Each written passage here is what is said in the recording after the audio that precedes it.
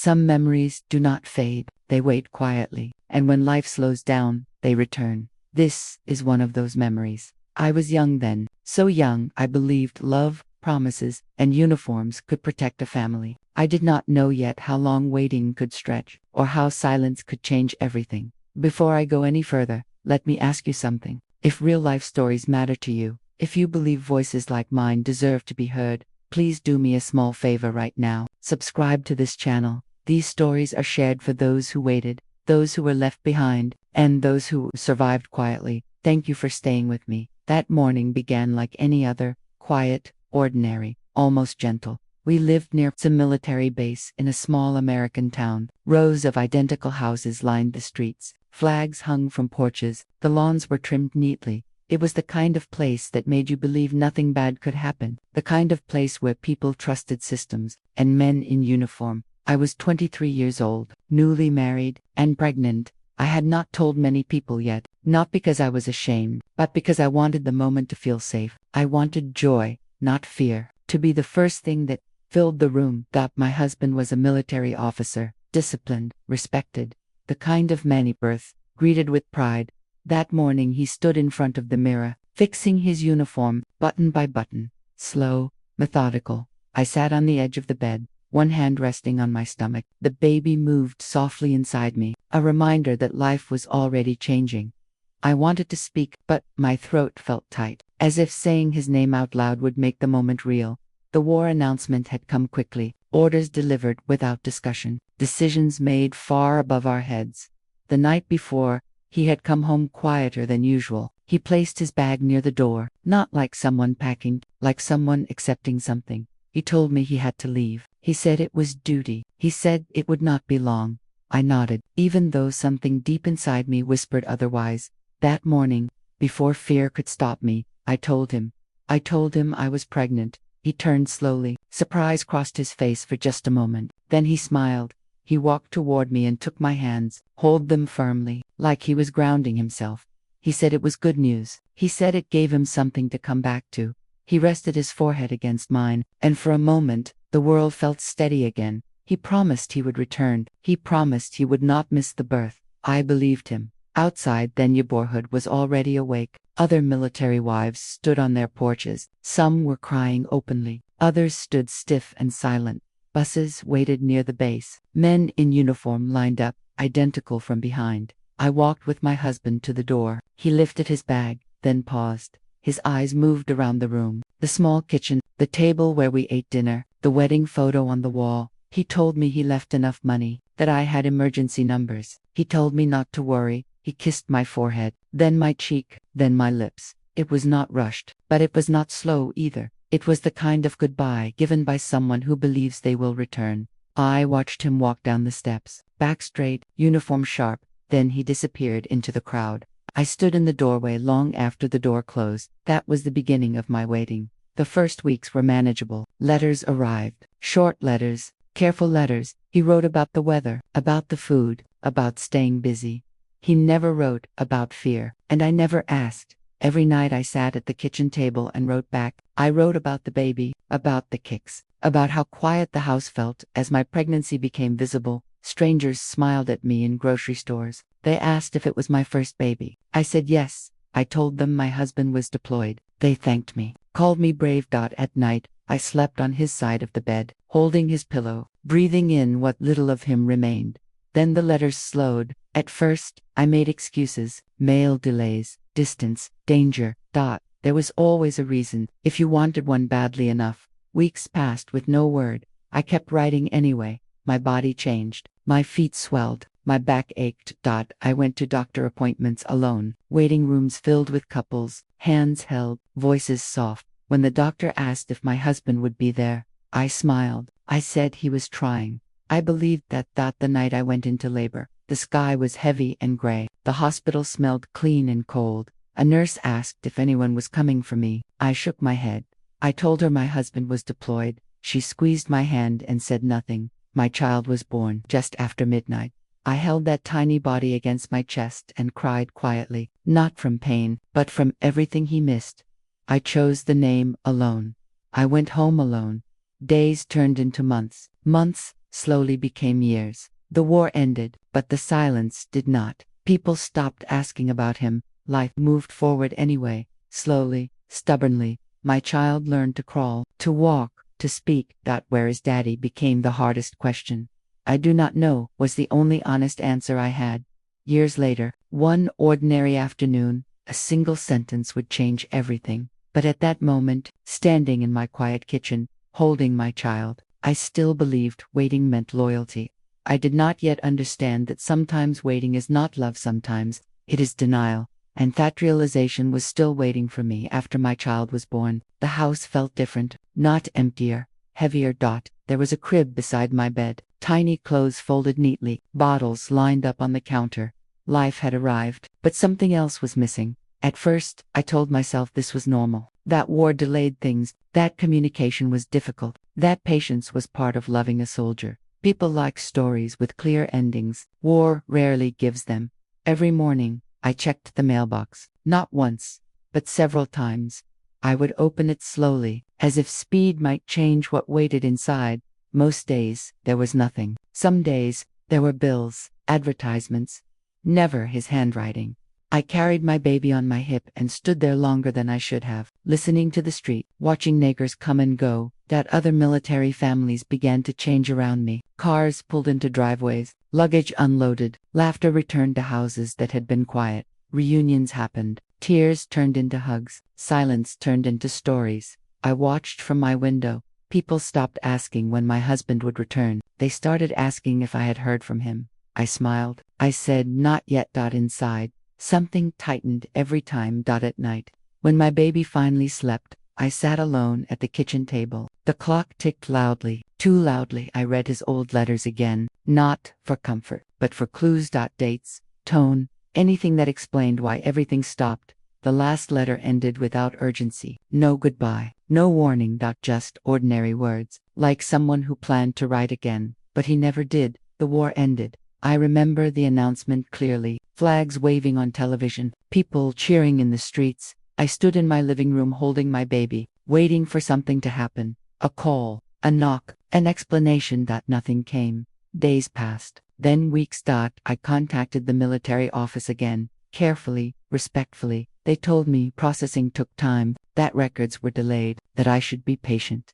I had already been patient for years.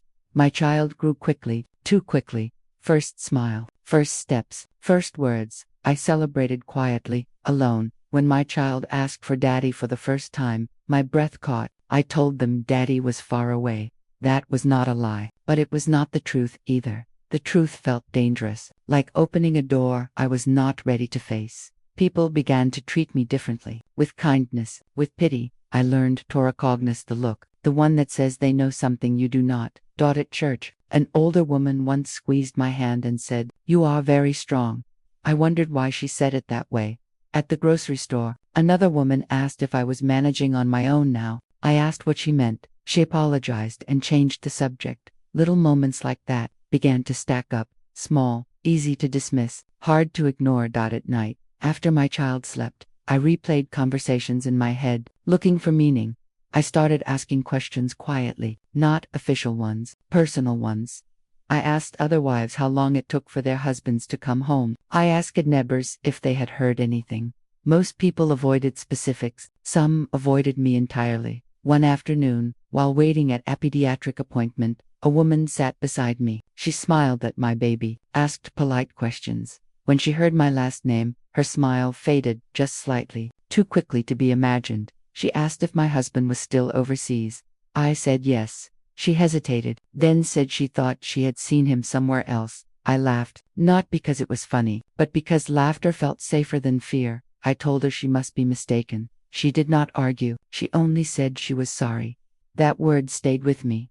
Sorry. People do not say sorry for mistakes like that. They say it for truths that hurt. I went home and sat in my car long after turning off the engine. My baby is asleep in the back seat. For the first time, I allowed myself to wonder, not hope, not fear. Wonder. What if silence was not an accident? What if waiting was only happening on my side? I pushed the thought away. I was a military wife, a mother, a woman holding things together. Doubt felt like betrayal. But doubt does not ask permission. That night, I searched through old paperwork, not because I planned to find anything, but because I needed to feel in control. I found bank statements, old insurance forms, documents I had never questioned before. Something stood out, an account number I did not closed, not inactive. Active. I stared at the word longer than I should have. The next day, I went to the bank. I told myself I was just asking questions, nothing more. The woman behind the counter was polite, efficient. She looked at the screen, then looked at me. She asked how I knew the account holder. I said I was his wife. She hesitated, then said the account had recent activity. Recently, my chest tightened. I asked when. She gave me a date. It was not years ago, not during the war, it was last year. I thanked her and left. I sat in my car and stared at nothing. If the account was active, he was alive. If he was alive, silence was a choice. That night, after putting my child to bed, I did not cry. I felt something colder. Clarity. I realized I had been loyal to a memory, not a man. The war did not end my marriage. Silence did. Still, part of me needed certainty, not rumors, not numbers on a screen. I needed proof. And without telling anyone, without knowing where it would lead, I made a decision. I would stop waiting. I would start looking. And I had no idea how much that choice would cost me. Once doubt enters your life, it does not shout, it whispers. At first, I tried to ignore it. I told myself I was tired, that motherhood changes the way you think, that fear comes easily when you are alone. But doubt is patient. It waits. Everyday life continued. My child needed a routine, meals, bedtime stories, morning hugs. So I gave them those things. I smiled. I showed up. But at night, when the house finally went quiet, my thoughts grew louder. I began replaying the past in my mind. Not the good moments, the details, the way his letters stopped without warning, the way no official explanation ever came, the way people spoke to me carefully, as if afraid of saying too much. I realized something uncomfortable. No one had ever told me he was gone forever. They had only told me to wait. Waiting had become my role, my identity. One afternoon, while my child napped, I opened the drawer where I kept everything. Letters, old photographs, paperwork I had never truly read. I laid it all out on the table like evidence, not because I planned to accuse anyone, but because I needed to understand. I noticed how early the letters ended, earlier than I remembered. I noticed how none of them mentioned dates, no locations, nothing specific. At the time, I believed it was security. Now, it felt like distance. That evening, I drove to the military office again, not angry, not demanding. Just quiet. The building smelled the same as before, clean, orderly, unemotional. The man behind the desk recognized my name. That alone made my stomach tighten. He spoke slowly, carefully. I asked the question I had avoided for years. Is my husband alive? There was a pause, too long. He said he could not confirm details, that some records were incomplete, that I should be patient. Patient. I walked out of that building knowing something important. If my husband had died, there would be certainty. There would be a folded flag. There would be a knock on the door. Instead, there was paperwork, delays, silence. At home, I watched my child color at the kitchen table, tongue sticking out in concentration, completely innocent. I wondered how many milestones had passed without his father. First words, first steps, first birthdays. I wondered if he knew, if he cared. That night, after my child fell asleep, I searched public records, carefully, quietly, marriage records, property listings, anything that might explain what I felt. At first, there was nothing. Then something, a familiar name, not common, not rare. My heart began to pound. I clicked, then closed the screen. Then I opened it again. I was not ready to read further. The next day, I told myself I would stop. That curiosity was dangerous, that digging would only cause pain. But once you see a crack, you cannot unsee it. Days passed. I went to work, picked up my child, cooked dinner, but every routine felt thinner. At a school event, another parent asked about my husband. I gave the same answer I always had. He is away. The woman hesitated, then nodded slowly, like someone who already knew. That look, again, that followed me everywhere. One evening, while cleaning out old boxes, I found something I had forgotten completely. An envelope. Inside was a photocopy of an insurance document. His signature was there, but the address was not ours. I stared at it for a long time. That address belonged to another state. I felt dizzy. I sat down on the floor, the paper still in my hands. This was not a rumor. This was not confusion. This was real. I looked up the address online. A house appeared on the screen, modest, well kept. My breath caught. That night, I barely slept. Every sound felt sharp. Every thought is unfinished. The next morning, after dropping my child at school, I drove to the bank again. I needed confirmation. No guesses. The woman behind the counter looked uncomfortable when she saw my face. She remembered me. She told me the account was still active, used regularly. I asked if she could tell me where. She shook her head. Policy. But she did not deny it. That was enough. On the drive home, the truth settled into me slowly. My husband had not vanished. He had relocated. He had not been lost to war. He had been found somewhere else. I felt something inside me harden, not anger. Resolve. That night, I sat at the kitchen table long after my child slept. I opened my notebook and wrote down everything I knew. Dates, addresses, names. The picture became clearer. And clearer pictures are harder to ignore. I realized something else that night. I had spent years protecting his image, explaining his absence, defending his silence, all while raising his child alone. The betrayal was not just leaving, it was allowing me to wait. Still, part of me needed one final truth. I needed to see him, not to confront, not to scream.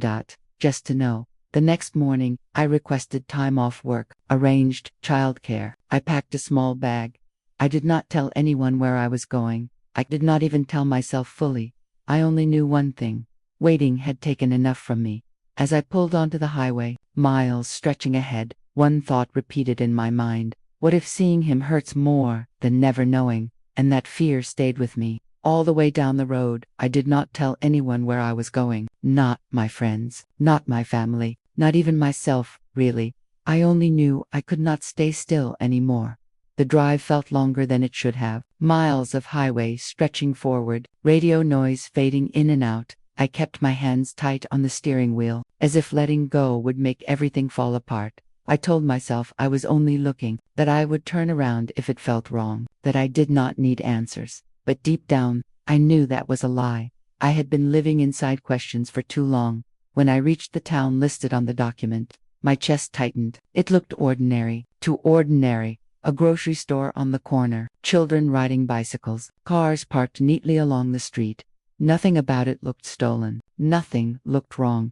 I parked a few houses away from the address, turned off the engine, and waited. I do not know how long I sat there. Minutes, maybe longer. Every part of me hoped I would see nothing, that the house would stay quiet, that I could leave believing. I was mistaken. Then the front door opened. He stepped outside. Time slowed in a way I cannot explain. He looked older, but not broken, not lost. Alive. That was the first truth. The war had not taken him. He stood on the porch, adjusting his jacket, casual, comfortable. A laugh came from inside the house, not forced, not polite. Familiar. A woman appeared behind him. She rested her hand on his arm the way people do when they belong there. My stomach dropped. She leaned into him, spoke softly, smiled. A child ran past her legs and into the yard, laughing, calling him Daddy. That was the second truth. He had built a life, not one survived, not recovered, built. I felt something leave my body at that moment. Not anger, not a shock. Hope.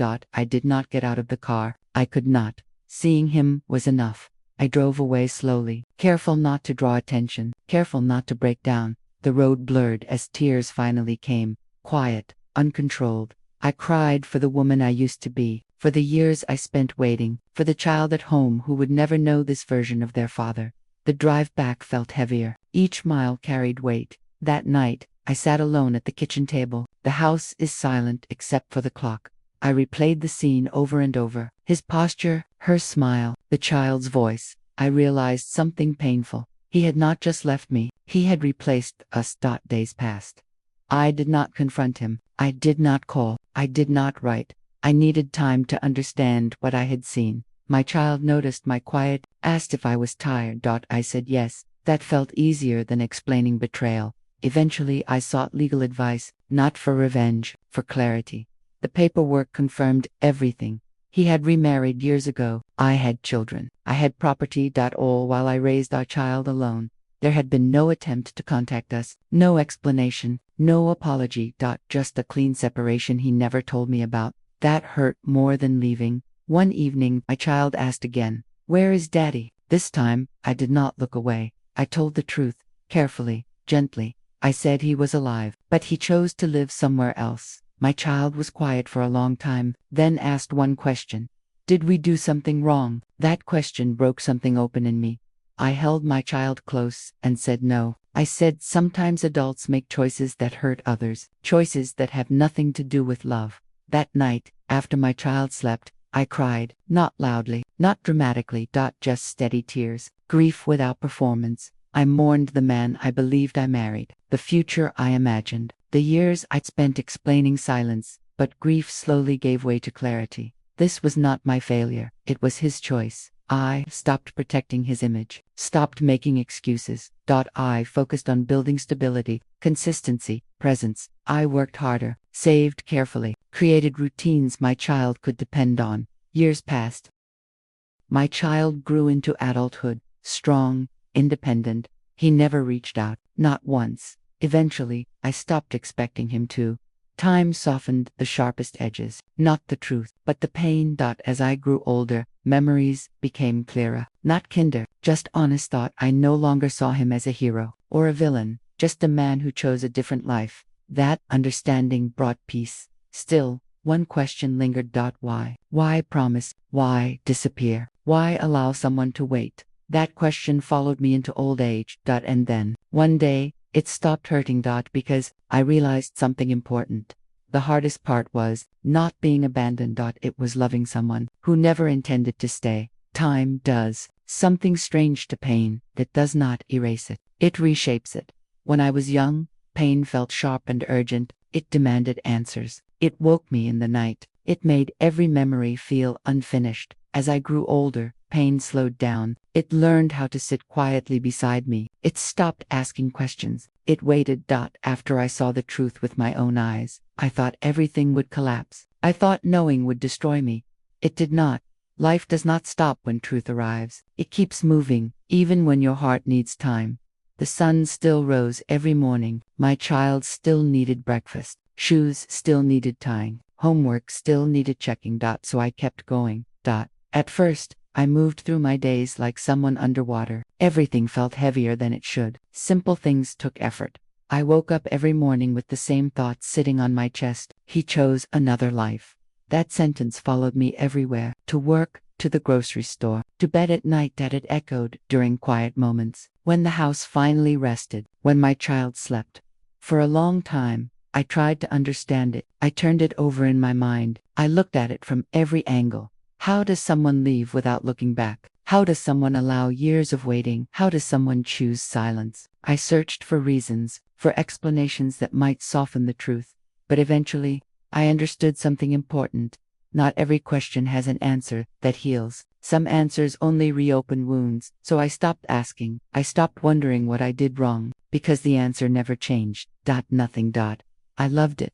I stayed. I had waited. Those were not failures. I realized I had spent years protecting someone who never protected me, explaining his absence to others, explaining it to myself. I stopped doing that, not with anger, with clarity. I stopped saying he was busy, or confused, or lost. I stopped turning silence into excuses. That was the beginning of my freedom. I focused instead on what was real, on what remained. A child who depended on me, who watched how I handled disappointment, who learned how to survive by watching me stand back up. I worked harder than I ever imagined I could. Some days I worked 2 jobs. Some nights I came home so tired I could barely stand. I learned how to stretch money, how to fix broken things myself, how to live with less and still give enough. There were nights I cried quietly in the bathroom, not because I wanted to hide, but because I wanted my child to sleep without hearing pain. I did not want bitterness to raise my child. I wanted honesty, stability, love that showed up every day. Years passed, slowly at first. Then suddenly, my child grew taller than me. I learned to drive, graduated. I sat alone in folding chairs at school events, clapping when my child walked across the stage, smiling even when my hands shook. People often told me I was strong. They admired me. I never felt strong. I felt responsible. Survival does not always feel brave. Sometimes it just feels necessary. As my child became an adult, the questions changed. Daddy was no longer asked out loud. He became a quiet absence, like a missing page in a book you still finish reading, but spoke about him only when needed. I never lied, and I never spoke with bitterness. I said some people leave, and it is not your fault. That sentence mattered more than I knew at the time. I watched my child build relationships with care, set boundaries, choose kindness, and I realized something quietly beautiful. Absence had not destroyed us. It had taught us what presence meant. Years later, when I became a grandmother, life surprised me again. Holding that small warm body in my arms, I felt something loosen inside me. Time folded in on itself. Past and present met gently. I looked at that child and thought about everything that had been lost, and everything that had been rebuilt. I realized love multiplies, even when it is abandoned. I thought about the woman he chose, the life he built elsewhere, and for the first time, I felt no anger, no jealousy, only distance. Anger requires energy, and I had already given him enough of mine. As age slowed my steps, my memories became clearer, not sharper, not crueler. Just honest. I no longer remembered him as a hero, or as a villain, just a man who made a choice. And choices tell you everything you need to know. Sometimes, people ask me if I would do it all again, if I would still marry him, knowing how it ended. I think about that carefully. Without him, I would not have my child, or my grandchild. So, I do not regret the beginning, but I do regret the waiting. I waited too long for someone who had already left. If I could speak to my younger self now, I would tell her this. Love should not require disappearance. Promises mean nothing without presence. Silence is an answer, even when it hurts. As I sit here now, older and slower, I understand something clearly. War did not break my family. Choice did. But choice also revealed something powerful. It showed me who stayed. I stayed. I built a life from absence. I raised love where abandonment tried to grow. I did not become bitter. I became steady. There is strength in surviving quietly. There is dignity in choosing peace. And there is freedom in letting go of stories that no longer belong to you. I no longer wonder where he is, or who he became. That story is no longer mine. Mine is this. I loved it deeply. I waited honestly. I endured quietly. And in the end, I did not disappear. I remained. If this story stayed with you, if it reminded you of something you lived through, or someone you lost along the way, please take a quiet moment and let me know by liking this video. It helps these stories reach others who may still be waiting in silence. If you have your own story of endurance, of loss, or of choosing to stay when someone else left, share it in the comments. Someone reading may feel less alone tonight, and if you believe real-life stories like this deserve a place to live, subscribe to this channel. Here, we honor truth, resilience, and the strength of those who remained. Thank you for listening. Your presence matters.